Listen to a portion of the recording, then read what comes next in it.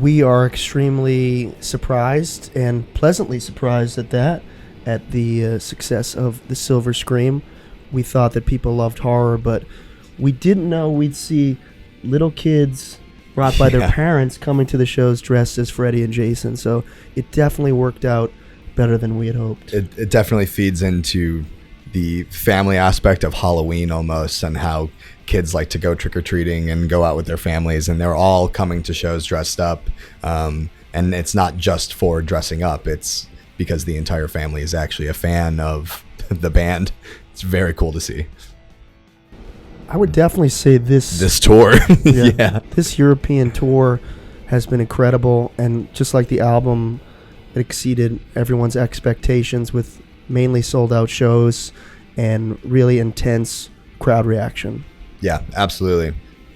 From even just release night to coming up on a year later, it's been just a very intense ride, and everything is really surprising to me, at least. With how bad the songs are. Yeah. No, with the response and how well it was. And I mean, even the first night we had some release parties in LA, and the night that the album dropped, we were just looking at the iTunes charts and just being around a bunch of friends and industry people, and just being able to celebrate the fact that it was doing well even from the get-go was very cool. Yeah, it was close to Cher's album, actually, which I know is right one of underneath your favorite. Right underneath Cher on that metal chart. It's been very validating having the support of our fans at these shows and buying the records and merchandise, and I think that we just have to figure out a way to keep them there. Yeah, I can happily say that I picked up an Ice Nine Kills CD almost 11 years ago at a show, and now am playing in the band, and I've seen this band grow while not being in the band, and just touring with them and other acts and all this, and now being able to be a part of it at this time. I'm very very grateful for that. Thank you. You got it, baby. Yeah, it's absolutely incredible to see the reaction over here, because we've only been over here less than a handful of times. So to see venues on this tour that we had played 3 years ago that had maybe 20 people at them, have 1,200, it's quite a nice growth. Yeah, I got to experience Ice Nine's first tour in Europe with another band called Defiance, and now being here 3 years later playing some of the same venues, I'm remembering the shows 3 years ago and how just blown out of the water they are with all of these. Yeah, it's more fun when there's people at the shows. Yeah, I've always said that. I think that maybe back in the day we didn't do that. We were a little bit more concerned with, is this part heavy enough, or is this song too poppy, or blah, blah, blah. And as soon as I stopped thinking that way and stopped consciously following trends, I think that's when we started to see more success. So that would be one of my biggest pieces of advice to up and coming bands, that if you see the herd going one way, run the other direction. Yes. That was pretty eloquent. I liked that. That's a tough one. I think last summer when we were filming Thank God It's Friday, which is based on Friday the 13th, that was a really cool experience because we were literally in an abandoned summer camp. Yeah. It was the spookiest, I feel like, of all of them, because it actually felt like we were in a haunted forest, being chased by a maniac the guy that we got to play, Jason, very much looked the part, and I was actually scared of. I was afraid of him. I think that we wanted to pick the songs that would make the best acoustic renditions, and Thank God It's Friday, Savages, Stabbing in the Dark just all really felt naturally transposed to acoustic. And it was a really cool experience for me to take songs that have heavy screaming verses and breakdowns and come up with the melodies to change those screaming parts into something pretty.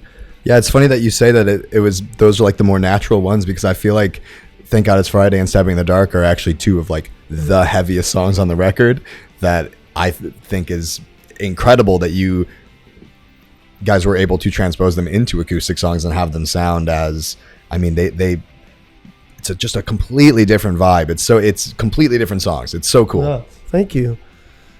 It was a lot of fun, and recently we had been lucky enough to get to hang out at the house from the original Scream, the house that was used in the last bloodbath scene, and I think that helped inspire me to write it. And it's cool to be able to visit those locations where these iconic films were made, and let that whole world kind of seep into the writing. Possibly a music video there? Maybe. There are unbelievable guests on this one. The first one I'll talk about is on Stabbing in the Dark. We were lucky enough to get Matt Heafy from Trivium to sing on the song. And the way that came about is that he had posted a cover of Stabbing in the Dark on his YouTube channel, and we were all blown away by that because we love Trivium and, you know, Grammy-nominated metal band. They're fantastic. It was kind of very it was a complete surprise. Somebody had just tagged. I mean, I remember we were in Denver, and somebody just got tagged and said, "Hey, did you guys see that Matt from Trivium covered an Iceland Kill song?" And I was like, "I don't even know what that means." And we brought it up, and it was a insane acoustic cover of it, and he kind of gave it that justice of turning it into his own like version of the song, which is why I think it's cool that we got him on that song, because we kind of almost like took that vibe that he kind of started with it and ran with it. And then the other very special guest, we got one from the metal world and we needed one from the horror world. When I was putting together Thank God It's Friday acoustic, I thought to myself, wow, wouldn't it be really cool if we could get the guy who played the original Jason to sing on the song? Not even knowing if he could sing or not? No, I knew that he was in a band called First Jason, and his name is Ari Lehman. And I reached out just to, shot in the dark, found his email address, and he wrote right back. He said he was a fan of the band, and he turned in an amazing performance. And it gives me chills to hear crazy. Actual Jason singing these words. Yeah. It's amazing. Another crazy video to make. Insane set, insane production. Very, very scary. Seeing Spencer as Pennywise was one of the scarier things that I've experienced. You coming out of Nadia was just... Yes. Yeah. That was gory. Sensational. People keep asking us that, but I like to keep it a secret. Just like any good horror franchise, you gotta lock things up. Right. That's also code for I don't know yet. But it will be good.